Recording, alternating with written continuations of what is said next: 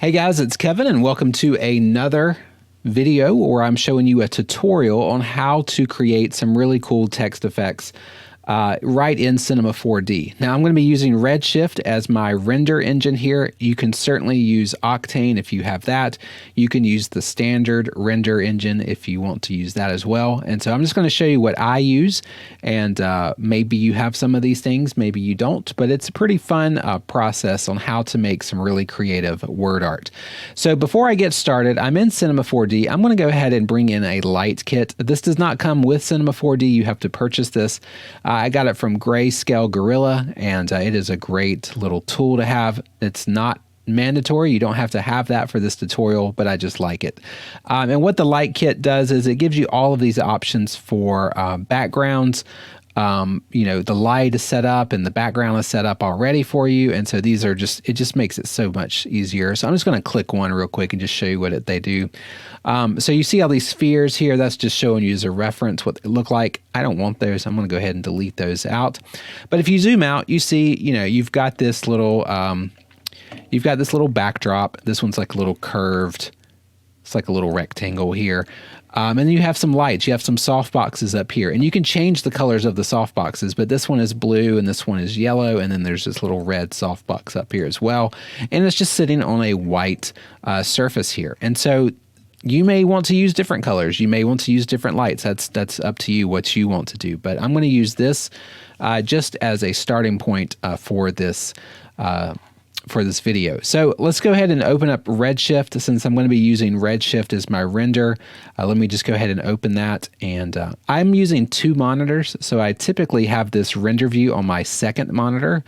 But since we are on YouTube, I am just going to stick it somewhere. Let's stick it right there for right now.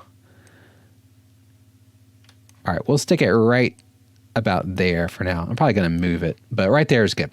All right, so what we want to do is we want to go ahead and add some text, and we're going to have it laying down on this surface here. So I'm going to use MoGraph. I'm going to go to MoText, and when you do that, you automatically have text, which that's not what we want it to say. That would be pretty boring. So I want to do the phrase in the Bible, "Follow me." This is what Jesus told to Peter when he met him, you know, in the Sea of Galilee, and he told Peter to follow me and he'll make him fishers of men. So that's what I want to do. I just want to do two words, follow and me. And I want to add these in separate layers. So this one is we're going to do follow for one of these, and then we're going to do me for the other one. So let's go ahead and do follow first. The basic font that it starts off with, I don't like that font. It looks pretty boring. You can choose any font that you might have on your computer. I think for something like this, like a script or calligraphy type of font would work well, but that is up to you. So I'm going to use this one. This one's a Christmas font.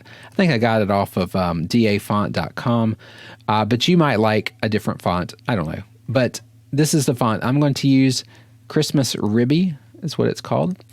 Christmas Ribby. And so that's a pretty cool name. So here's my MoText layer right here. And now it automatically has it at that depth right there, that 20 centimeters of depth. And that's probably good for me, but you can change it to any depth that you want. So if you wanted to do 40 centimeters and make it really, really thick, you know, that's something you could do. So I think between 20 and 40 is probably going to be good for me. We'll do it 30. We can always change it later. Now, another thing that you want to do is you want to make sure that your caps are on, because right now, when it includes this text, you see that it's like really, really sharp right on the edge. Like there is no bevel here. There is no cap. So we want to add the cap there. So just click on your caps section here, and then we'll change our size from 0 to 1 centimeter. I think that will be fine. And so now you see this little bitty edge to this text. And what that's going to do, if you look at our render view, okay, let's zoom out just a little bit. You can see our render view. You can see that just a little bitty bevel right on the edge. And that's going to help. It's going to capture those reflections of the lights. You're going to see the edge. You're going to see like a little rim light on it. And so that's pretty important to do that. You don't have to do 1 centimeter. You could do 0.5. But you do want to have something right there to catch that light. So I'm going to split the difference, do 0.75. All right, that is fine like that. All right, so there's the word follow. Now it's kind of floating up in the air, and I don't want that. I want it to sit on the ground. So what I'm going to do is I'm going to rotate it. So just R on your keyboard, and then we're just going to make sure we rotate it on this axis. And hold Shift down to make sure you get nice even degrees there, and we'll do right at 90 degrees. And then I'm just going to move my camera. Let's get our render view back. All right, there's our render view. Perfect. All right, so now the problem we have here is I can't see what I'm doing because of these lights right here. And so what I'm going to do is I'm going to have to make sure that these lights are not, they're not messing up my ability to edit this picture. So what I want to do is I'm going to go to my lights over here. And I'm going to click on Advanced and go to Compositing and then Scene by Camera. I'm just going to click that off on this one, and on this one. And now they are not seen in the camera, and but they are still seen in my viewfinder. So that is kind of annoying sometimes. So what I'm going to do for the time being is I'm going to take all of these and I'm just going to move them up a little bit. I'm just going to move them up out of the way just so I don't have to see them. That's really all it is there. Okay, now, and I can always move them back, but I just want to make sure that I can see what I'm doing here. I'm actually going to change my camera so I can get right over top of it, just like that. Okay, so now I'm right over top of it. I can move my my lights back later if I want to. I just want to make sure I have the right composition, and so something like that looks pretty good. All right, the next thing I want to do is add the word me. So we have the word follow. Let's add the word me. So I'm just going to control and drag up this mo text, and so now we have two mo texts, but this one is going to say me on it. So there's the word me, and of course we need to move it to the appropriate place. So this font's pretty crazy because it has all these little lines going everywhere, which I think looks pretty cool, but you do need to keep that in mind when you choose your font. Follow me. We'll stick it right there, and I'm actually going to make this a little bit smaller. So let's make our height at about 175. I'm just going to make it a little bit smaller, just like that. All right, so that's where I've got it like that. And then you can, let's zoom down. Let's make sure we are actually intersecting. I want to make sure we're intersecting this plane here. I don't want it to be hovering up above it. So I want to make sure it's either right on the edge or even intersecting is fine. But I'm going to put it right about there. And now we are on the edge. Okay, so something like this is fine. You know, I would probably actually change these fonts, but I'm going to leave these fonts the way they are just for this tutorial. But I'd probably do it something kind of like that. If you don't like the camera angle, you know, you can always change your angle, or you can change your focal length. So if I wanted to zoom in more, I could do like a 50. And then just zoom out so we have all of it in there. And that sometimes that looks a little bit better when you zoom in on it. If I was to do like a wide angle lens, like a 17, if I did like a 17 millimeter, and then I was to zoom in on it like this, sometimes it just makes it look a lot very distorted. And maybe you like that, but you know, just play around with different focal lengths here, what size that you want it to be at. I'm going to put it around 20 though. I think 20 looks good for me. I'm going to put it just like that. Okay, so that looks fine right there. And then the last thing we want to do is we want to add some texture. So I'm going to go, since I'm in Redshift, I'm going to go Create down here, Redshift, Materials, and Material. And we're just going to call this our gold texture. Go ahead and drag it directly on to your mo text. You can grab it onto both of them. And by default, it's going to make it this kind of gray reflective color right here. And that's fine if that's what you want, but I want to do a gold. So if you go to Redshift, you double click on your shader graph here, you can click on base properties, and there's a bunch of presets in here, which are nice. And I'm going to do the gold preset just like that. Close that out. And now we have this color right here. So I'm noticing something here, though, that the gold looks pretty good, but right up here at the top, we have the follow, which is getting some green colors in here. I don't want the green colors, but the reason that's happening is because one of these lights are blue, and that's our left softbox. So I'm going to click on my left softbox. I'm going to change that color. Instead of blue, let's change it to more of an orange color. That's a little bit too orange. Let's check it just more like a white color then. Okay, so now we got kind of a pinkish hue to it, but I think that looks better than that greenish color. Okay, so there is our follow me that we have. Now, I still think it looks a little bit weird because the reflections are really strong right here, but they're really weak right here, and so I want to play around with that. But before I do that, I want to make sure that my camera over here has a redshift tag on it. So go to redshift camera.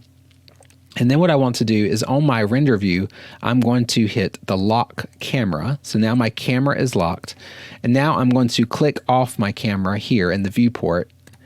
And that way I can go around and start making some adjustments, and my render view always stays the same. It stays same at that kind of crop there. So that's what I want to do. I just want to go up to these lights up here, like this blue light. Well, it used to be blue, but now it's more of a orange color. I can move this thing around. You know, I can move it this way or that way, and figure out which way I want it to go and to make it look as interesting as possible. So I'm just going to move this thing around just a little bit. I can also move this one up here. You see that reflection that we can see like right on the top of the letters there. You can also rotate it or just move it forward or backwards, whatever you want to do. Just play around with it, you know, until you get the lights that you like.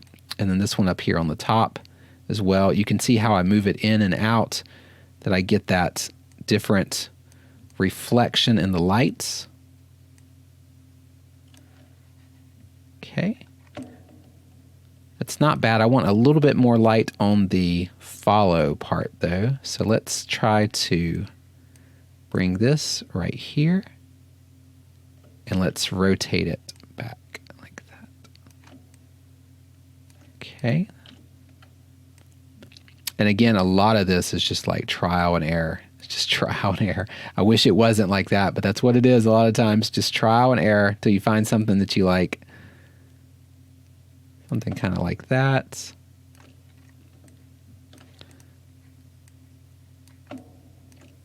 Move these things around.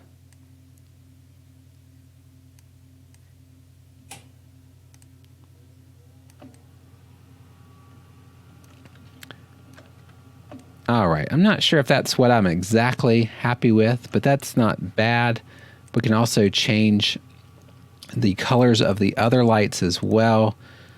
So let's try this overhead softbox as more of a whitish color. That looks pretty good. Something like that. And then this right softbox, tone it down.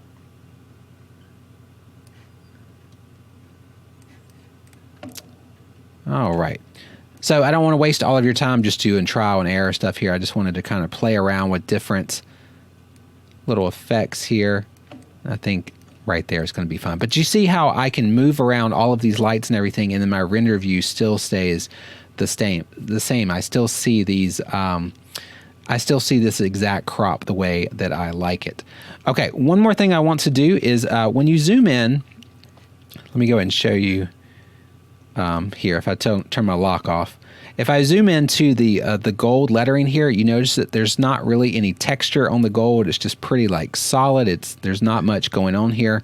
So what I want to do is I want to add a little bit of texture to our letters here. So I'm going to go to my gold shader graph here, and then I'm going to add some noise here. So I'm going to go to Shift C, and then I'm going to add some noise. So let's get some noise in here.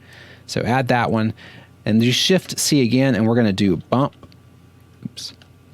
Do the bump map.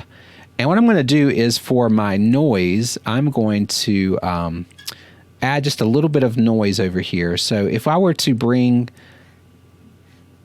let's bring this directly to our surface so you can see what's going on here. So now we see the follow me, and you see like this really random noise going on here. So what I want to do is I want to change that noise. The the RS noise, I want to change that to something a little bit different. So let me just make this bigger so you can see. I want to probably make it a little bit more grainy. So like these little, you can see those little bitty black spots everywhere. That's kind of what I want right there. And so I'm not going to play around with these numbers. I would play around with it more, but something like that is fine. And so that's what I want my noise to look like. But I don't want it to go to the surface. So let me click that off. Let's bring our material back to our surface. What I really wanted it to do is I want this noise to go to the bump map. So just drag that over to your bump map, do texture and an input, and then take your bump map and then drag that all the way to your RS material. And the bump map that we want is our overall and bump input, like that. Okay, so now let's zoom in so you can see what's going on here. So we zoom in and you see all of these little imperfections. This is the bump map going on in the gold, and it's making it look a little bit more realistic. Now, it is way too extreme right now. That is just like very, very rough texture right there. We don't want it that rough. We want it to be pretty smooth. So I'm going to go back up to my bump map, and instead of my height scale at 1, which is pretty strong, I'm going to go all the way down to 0.1. So 0.1, I think is going to look a little bit better. Well, let's go even further. Let's do 0.05. Okay, that looks much better. So now you can see the imperfections here in the letters, but it's not like extremely like distracting. So you still see the textures, but it's not too bad. If you don't like that texture at all, you can always go back to your noise and play around with your settings here. But I think that looks good like that. There, just a little bit of noise in the reflection. All right, so let's go ahead and zoom back out to where we were earlier. There we go. We got our nice little details in there. I'm going to leave my background as pink, or that white color that's reflecting the pink.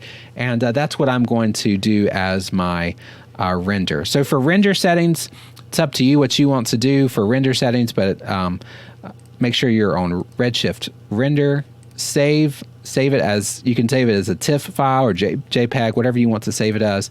But you do want to make sure that your passes go up. And so 4 and 16 is your standard, but I would make sure that those go up to pretty higher levels. Sometimes I do 128. Oops, I'm sorry. 512 for the big one and 128 for the small one. I do that a lot of times. Just so there's enough samples going across there. And if you do it at a high enough size, I would probably do like a 4,000 by 3,000 size here. And just like that, make sure you're zoomed in the way you want it to be. That would be a good render. So I'm going to go ahead and render this. We're going to see what it looks like in full resolution, and then we'll conclude this tutorial.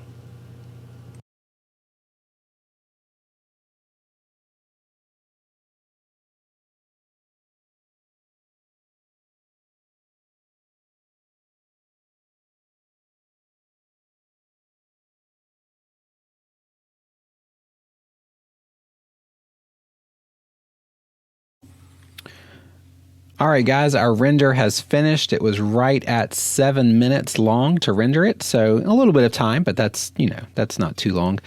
So we'll just go ahead and save this image, and I'll just save it as a TIFF file. That's fine. Follow me. And let's go ahead and open it up in Photoshop so we just get a little bit better look at what's going on here. And here is our full resolution version of the picture. You can see we zoom in. This is at 100%. You can see those nice details of that noise texture right inside the letters. I think that looks really good. I think that's a nice touch rather than just having it smooth. I probably would have toned it down just a little bit more. I think that's a little bit overkill. But overall, I think this is a good render right here. It didn't take but just a few minutes to make something like this. Of course, we could, experiment more with colors and lighting and all that stuff. But that's how you make pictures like this. This is how you make very quick renders in Cinema4D using the Redshift render. And so I hope you enjoyed this video, and I will see you again at the next one. Thanks, guys.